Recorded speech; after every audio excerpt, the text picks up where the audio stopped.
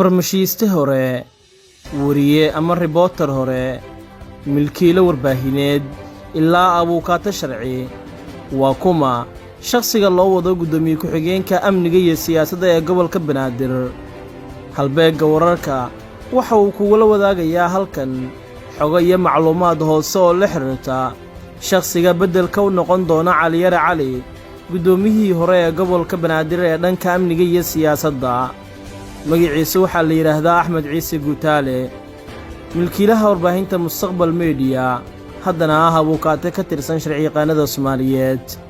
Waxa uu maalmihii dambe aad u daneynayay si weynna baadigoob ugu jiray beddelka Cali Yare inuu noqdo, balse ugu dambayn Xasan Sheekh Maxamuud ayaa u saxiixay in laga dhigayo gudoomiye ku-xigeenka amniga iyo siyaasadda ee gobolka Banaadir.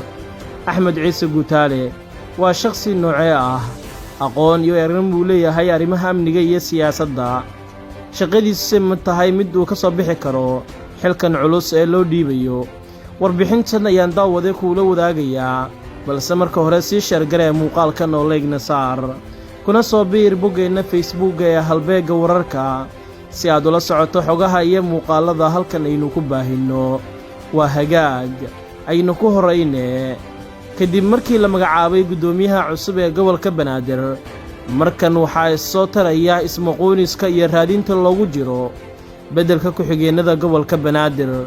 Durba waxa ay seebta ugu horreysa ay qaadi doontaa mucaaradka ugu weyn ee dowladda Xasan Sheekh Maxamuud, haddana haya xilka gudoomiye ku-xigeenka amniga iyo siyaasadda ee gobolka Banaadir, Cali Yare Cali, mid ka mid ah taageerayaashii hore ee madaxweyne Maxamed Cabdullaahi Farmaajo. Booskiisa waxaa markan lagu beddelayaa nin ay ehelhaan isxigaan oo isku beel ay yihiin, tirsiga kursigana sidaas uu ku fadhiisanayo. Waxaa la yidhaahdaa Axmed Ciise Guutaale. Waxa uu soo noqday reporter ama wariye. Waxa uu mar soo ahaa farmashiiste dadka daaweeya, haddana waa milkiile idaacadeed iyo sidoo kale abuukaate ama sharci-yaqaan ama qareen u dooda dadka dembiyada kala duwan lagu soo eedeeyo. In badan ayuu dagaal kula soo jiray dowladdii Maxamed Cabdullaahi Farmaajo, waxaana lagu xusuustaa Mustaqbal iyo idaacadda isaga uu leeyahay sidii weynayd ee ay ula dagaalameen nidaamkii nabad iyo nolol, oo xitaa idaacadda ay ku weysay qalab iyo agab kale oo ay lahayd oo ay qaateen ciidamada Haramcad xilli loo dhacay xarunta Mustaqbal ee degmada Hodan ku taalla. Axmed Ciise Guutaale maalmihii ugu dambeeyey waxa uu isaga dalbalaabanayay xarunta Villa Soomaaliya. Waxa uu baadigoob iyo racdayn ugu jiray in xil uu ka qabto dowladda Xasan Sheekh Maxamuud, maadaama uu ka mid yahay dadka la soo halgamay Xasan Sheekh Maxamuud xilliyo adag. Ugu dambayn waxaa loo gartay in lagu abaalmariyo xilka gudoomiye ku-xigeenka amniga iyo siyaasadda ee gobolka Banaadir. Waa nin u dhashay beesha Hawiye, Habargidir, gaar ahaan Ceyr, waana sababtuu beddelka ugu noqonayo Cali Yare. balse kooban aan u dul istaagno Axmed Ciise Guutaale ma yahay mid ka soo bixi kara ama ka dhalaali kara waajibaadkan culus ee amniga iyo siyaasadda ee gobolka Banaadir. Durba calaamad su'aal ayaa dul taagan arrintan, maadaama uu ahaa wariye iyo sharci-yaqaan aan in badan ka soo shaqayn howlaha amniga iyo ciidan wax la xiriira, balse dhanka siyaasadda waa macquul oo uu ka soo bixi karaa. Balse marka amniga loo eego, Axmed Ciise Guutaale ma jirto meel uu kaga soo mid noqday ciidamada amniga ama xitaa jabhadihii kala duwanaa ee dalkan ka dillaacay kadib burburkii dowladdii dhexe ee dalka.